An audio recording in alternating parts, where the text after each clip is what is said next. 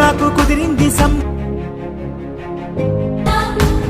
నాకు కుదిరింది సంబంధం, ఇంతకన్నా ఏముంది ఆనందం. పత్రికలు పంచి అందరినింటికి రమ్మందా, ఇంకా మనకు 4 కళ్ళంట, ఇద్దరిది ఒకటే ఇల్లంట.